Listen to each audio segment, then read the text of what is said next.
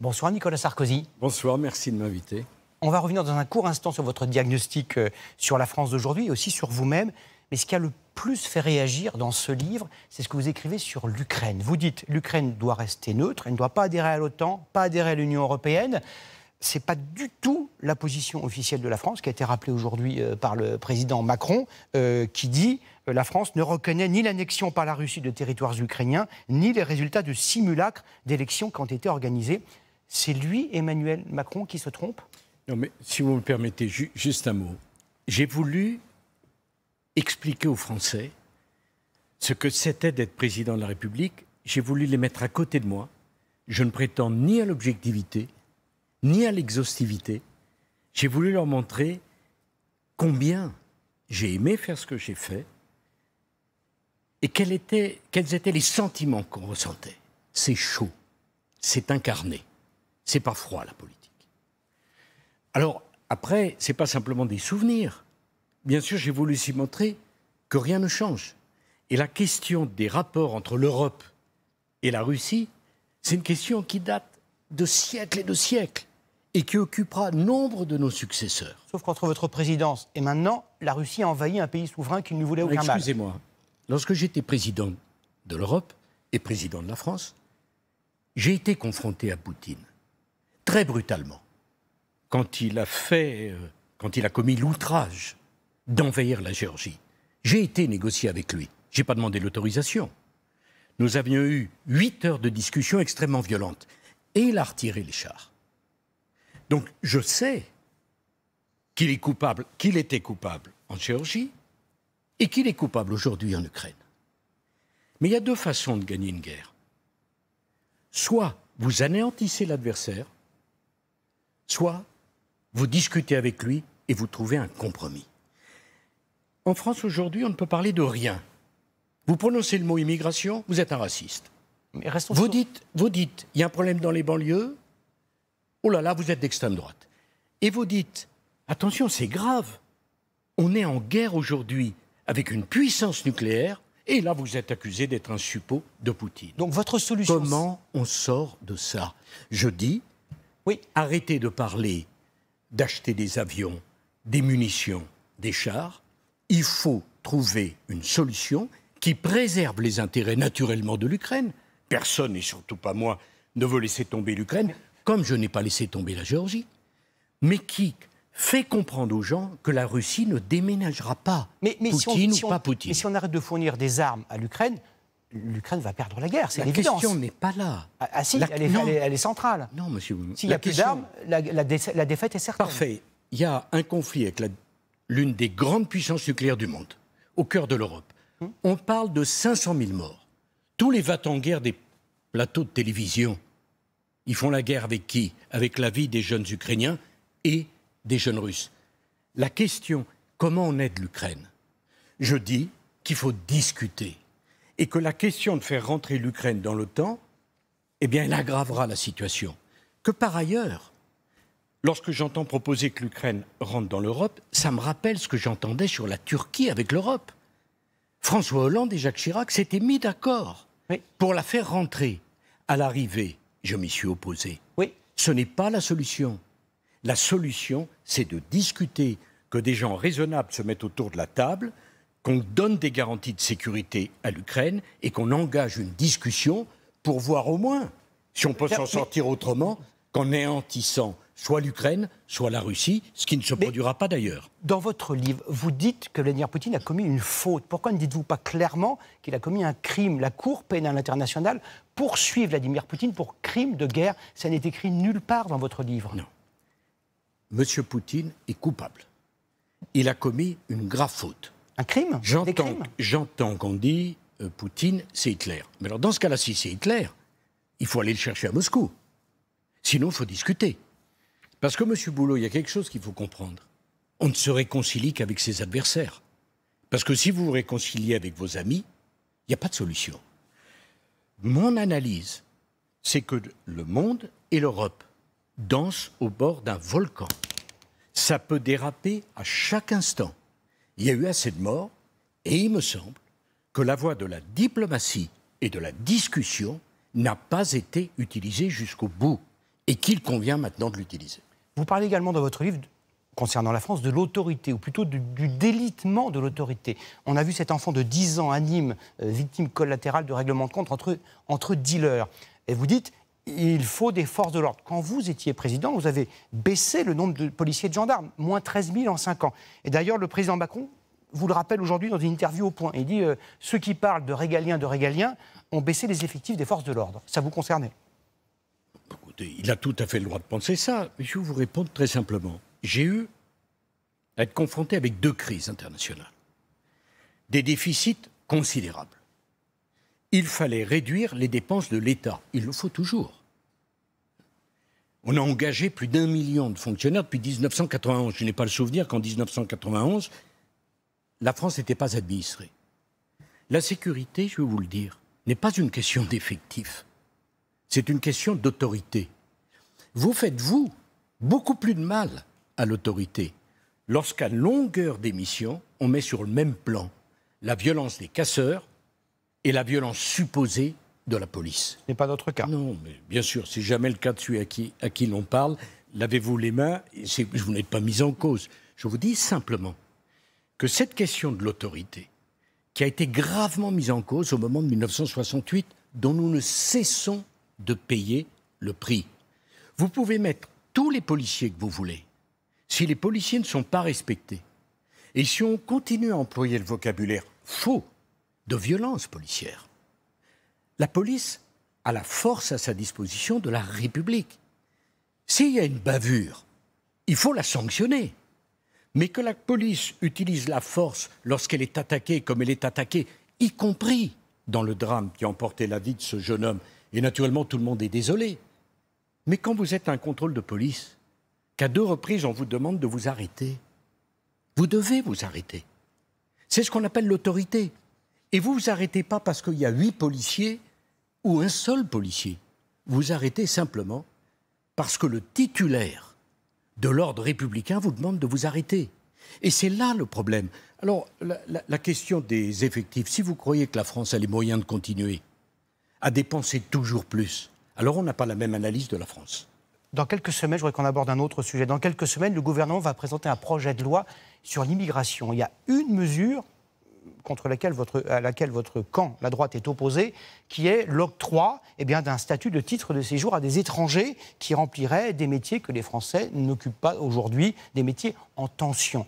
Est-ce que c'est une bonne mesure ou pas? Est-ce que vous l'approuvez? Est-ce que vous Si vous me le permettez, n'employez pas à mon endroit l'expression de camp. Vous l'employez beaucoup, mon camp, non, vous dites j'aime mon camp et j'y appartiens. J'aime ma famille. Votre famille. Oui, c'est pas la même chose. Hein? Si vous me citez, soyez gentil de me citer exactement. La famille, c'est autre chose. Mon seul camp, c'est celui de la France. Et si j'ai choisi à la dernière présidentielle de soutenir M. Macron, c'est parce que, comme Raymond Aron, je fais mienne sa citation, la politique, c'est le choix entre le détestable et le préférable. Je ne voulais pas de M. Mélenchon, je ne voulais pas de Mme Le Pen, et c'était évident qu'il fallait soutenir M. Macron. C'est ça le choix de la politique. Alors après, sur l'immigration, je vais dire une chose qui peut-être va choquer. La crise migratoire n'a pas commencé. Le pire est à venir. Pourquoi? Parce que l'Europe est en déclin démographique. Dans 30 ans, l'Europe sera à 450 millions d'habitants.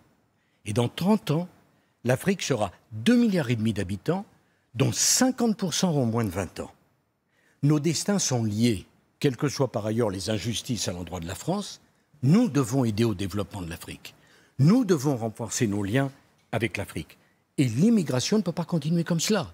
Il faut de toute urgence installer des centres de traitement dans les pays africains des demandes, et tout étranger qui aura franchi sans avoir un dossier en ordre la Méditerranée sera renvoyé chez lui.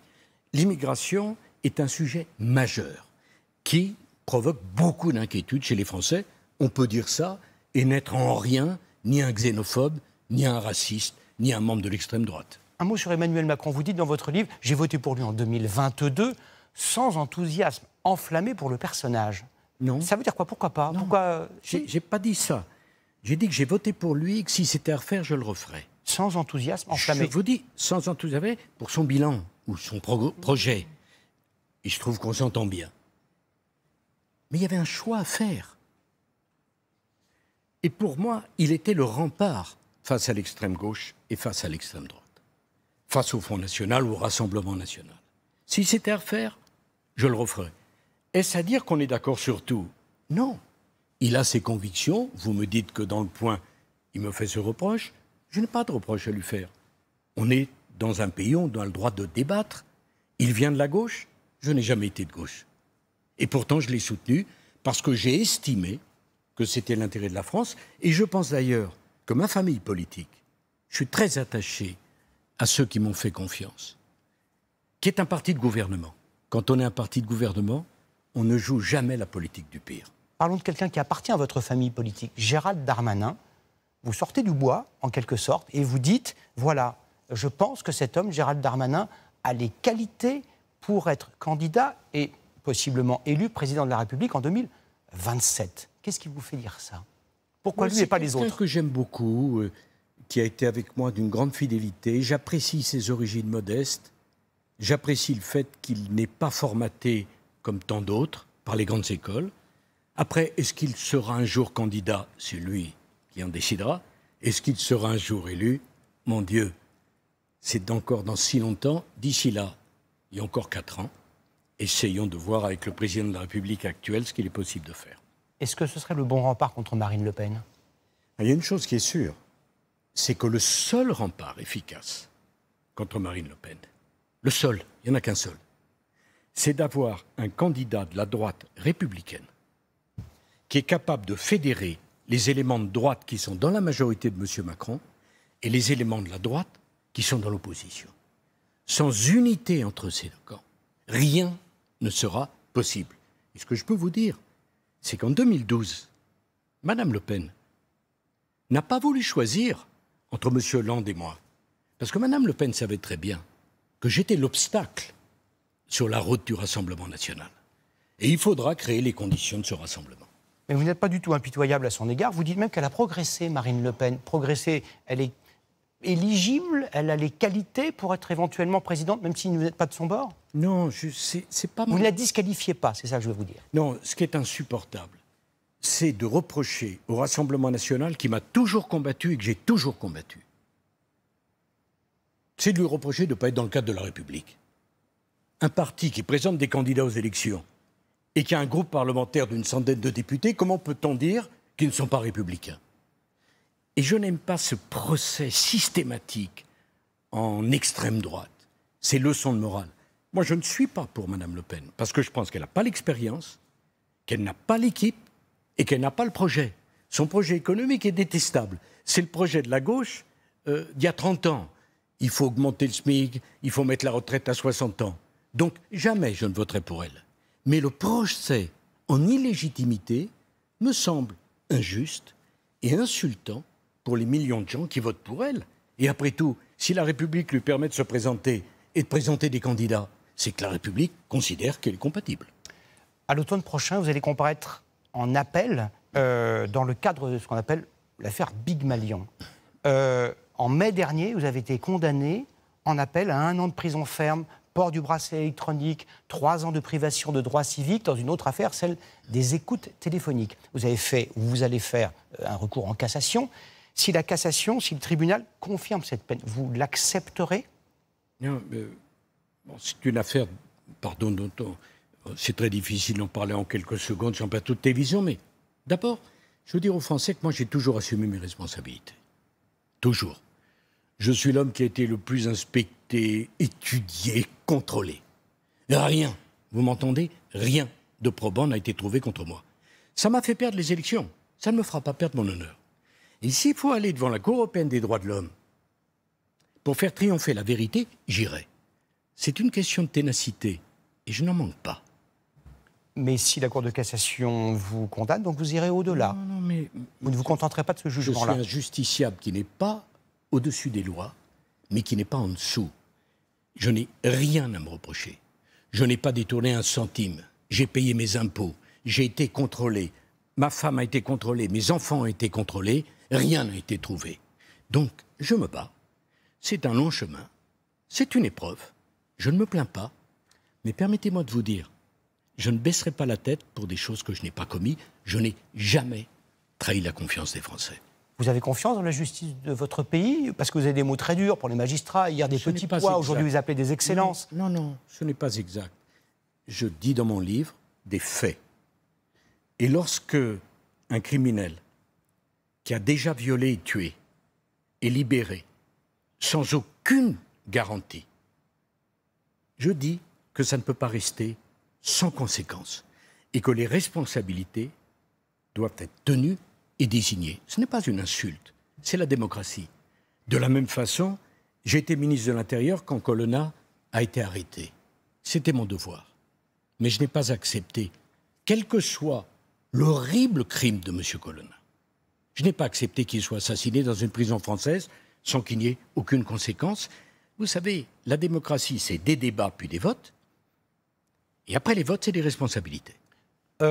Aujourd'hui, vous êtes encore très actif. Chaque page de ce livre le prouve. Vous donnez des conseils. Vous êtes présent dans le monde de l'édition, de la presse. Vous êtes membre du conseil d'administration du groupe Lagardère, lui-même propriétaire d'un journal, le Journal du Dimanche, qui a traversé la plus longue grève de son histoire. Une grande partie des journalistes s'apprêtent à quitter ce journal. Est-ce que cette situation vous navre? Est-ce que vous la déplorez?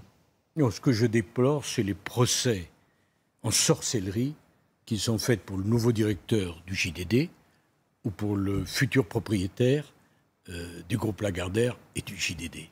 Vous savez, la presse française ne risque pas d'avoir un excès d'engagement à droite. Le propriétaire de ce journal, c'est Vincent Bolloré. Oui, Vincent Bolloré, qui est un homme pour qui j'ai de l'amitié et de l'admiration, qui fait honneur à l'économie française, qui a le droit d'avoir des convictions. Et qui ne défend... Mais écoutez, quand tant de journaux sont engagés à gauche, est-ce qu'on n'a pas le droit d'avoir un journal qui soit engagé au centre droit? Est-ce que c'est ça qui est choquant? Au nom de quoi?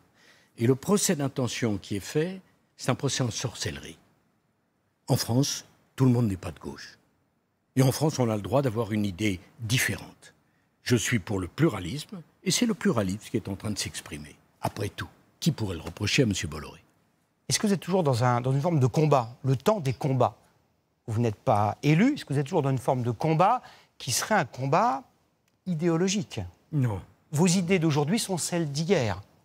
Vous voulez dire que je suis cohérent? Cohérent, sur une même ligne. Et fidèle. Oui, c'est vrai. Fidèle. Et vous voulez faire prévaloir ces idées? Mais écoutez, les millions de gens qui nous écoutent, j'espère le plus nombreux possible, y en a-t-il un seul qui pense que la vie n'est pas un combat? Le bonheur, s'il existe, et si on peut le trouver, le bonheur est dans le combat et l'épreuve surmontée, jamais dans l'épreuve évitée. Le temps des combats, j'ai voulu, pour dire, la politique n'est pas un monde à part. Ma vie n'est pas à part. Elle n'est pas au-dessus, elle n'est pas en dessous. Et à travers des épreuves que j'ai eues, de la vie extraordinaire que j'ai eue, j'ai voulu montrer aux Français que chacun d'entre nous, on avait un patrimoine commun, on avait vécu ces événements, que ces événements dont je parle leur appartiennent autant qu'à moi. Et la vie, c'est un combat. Mais aucun événement, si surprenant soit-il, vous amènerait à retourner dans l'arène politique active, sous aucune circonstance, jamais plus jamais. La politique, ça a été ma vie. Et je vous mentirais si je vous disais que ça ne m'intéressait plus. D'ailleurs, la preuve, on en parle. Non, mais vous consultez... Je suis passionné, je suis intéressé, parfois je suis exaspéré, parfois je suis enthousiasmé. Dans votre livre, vous avez de l'admiration pour Lula, homme de gauche au Brésil, et vous dites qu'il a surmonté, il est inoxydable, il a surmonté tellement d'épreuves, il a quitté le pouvoir, il était condamné, il était en prison, il est revenu, il est à nouveau président. Il a eu un cancer de la gorge qui lui a privé...